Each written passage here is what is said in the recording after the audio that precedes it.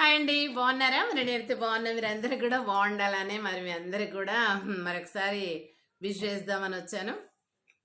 మన ప్రోగ్రామ్ మీకు తెలుసు ఏంటి, సమాజం నాడు నేడు ముచ్చట్లు. మరి నా యొక్క ఛానల్ జిపిఎల్జిసి మీరందరూ ఆదరిస్తున్నారు, సపోర్ట్ చేస్తున్నారు, సబ్స్క్రైబ్ చేస్తున్నారు. Thank you so much. And ఇవాళ ప్రోగ్రామ్ ఏంటంటే మనము ఇప్పుడు కొన్ని విషయాలు సమాజపరంగా చెప్పుకుందామండి. ఏదే కానీ మనము మన కుటుంబం తర్వాత రెండో పెద్ద విశాలమైన సుశాలమైనటువంటి కుటుంబం మన సమాజం అండి. సమాజంలో మనమందరం ఎక్కడోళ్ళు అక్కడ మరి సోమరులుగా మనం ఉన్నట్టయితే ప్రభుత్వం వాళ్ళు, ఆయా పార్టీల వాళ్ళు, ప్రజలు పరిపాలించటానికి ప్రతి ఎలక్షన్స్లో వాళ్ళే రిపీటెడ్గా వస్తున్నారు. అలాంటి ప్రభుత్వం ఉంటే రాజుతో సమానము, రాజరికం లాగా అయిపోతుంది. రాజు ఆజ్ఞనే అప్పుడు దైవాజ్ఞగా ఉండేది. అట్లా రాజు ఎట్లా చెప్పినా అట్లా నడిచేది. ఇప్పుడు మరి ప్రభుత్వం అని అనుకుంటున్నాము.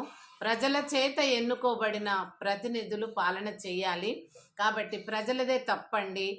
మరి వచ్చిన పార్టీనే మళ్ళా గెలిపియడం అనేది అదొక నియమం ఉండొచ్చు. ఒకసారి గెలిచినాక 5 ఏళ్ళు మంచిగా చేస్తే మళ్ళీ వాళ్ళు పోటీ చేయొచ్చు అనేది ఉంది. కానీ వాళ్ళకే మనం అవకాశం ఇస్తున్నాము. ఇప్పుడు చూడండి, చాలా పార్టీలు మన దేశంలో, ఇప్పుడు మన రాష్ట్రంలో ఉమ్మడి తెలుగు రాష్ట్రాలలో అయితే అట్లాగే ఉండింది. బీఆర్ఎస్ అలాగే ఉండే, టీడీపీ అట్లాగే ఉంది. ఇట్లా మనము మళ్ళీ వాళ్ళకే అవకాశం ఇస్తుంటే వాళ్ళు రాజులైపోతున్నారండి. రాజులైపోయి ఇప్పుడు బీజేపీ సెంట్రల్లో, మరి మొన్నటిదాకా బీఆర్ఎస్ మన తెలంగాణ రాష్ట్రానికి, మరి ఇప్పటి వరకు కూడా టీడీపీ ఆంధ్రాలో.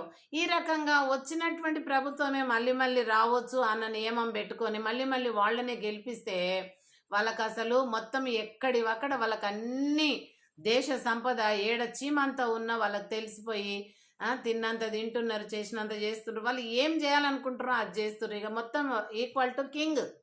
ఇవి కింగ్డమ్స్ కాదండి, ఇవి ప్రజాప్రభుత్వాలు, డెమోక్రసీ కలిగినటువంటి ప్రజాస్వామ్య ప్రభుత్వము. అంటే ప్రజల చేత ఎన్నుకొనబడిన ప్రతినిధులను మనము ఆ యొక్క స్థానం ఇచ్చి వాళ్ళ చేత మనం పరిపాలింపబడుతున్నాం. కానీ వాళ్ళు ఎట్లా పరిపాలన చేయాలో వాళ్ళ ఇష్టానుసారంగా కాదండి, మనకు నచ్చే విధంగా వాళ్ళ పరిపాలన అందించాలి. ఆ దృక్పథంతో మనం వాళ్ళని ఎలెక్ట్ చేస్తే వాళ్ళు 5 ఏళ్లలో ఒక 2 ఏళ్ళలో ఏడాది మంచిగా ఉన్నట్టు అనిపిస్తుంది. ఆడికెళ్ళి మళ్ళీ వాళ్ళు చేసేటివన్నీ కోతలు గీతలు అన్నీ చేస్తారు. మళ్ళీ రెండోసారి మళ్ళా ఎలక్షన్స్ దగ్గర వస్తున్నాయంటే మళ్ళీ కొత్త వ్యూహాలు పన్నుతుంటారు. కొత్త వ్యూహాలు చేసి వాటి ప్రకారం మళ్ళా వస్తున్నారు. ఈ రకంగా కొంతమందికి తినబెడితే వాళ్ళు మళ్ళీ అందరితోనూ ఓట్లేపియడం. ఇది కాదండి. 5 ఏళ్ల వరకు మనం వాళ్ళకు ఒక ఛాన్స్ ఇవ్వాలి. దాని తర్వాత వేరేళ్ళను ఎన్నుకోవాలి. వచ్చిన వాళ్ళు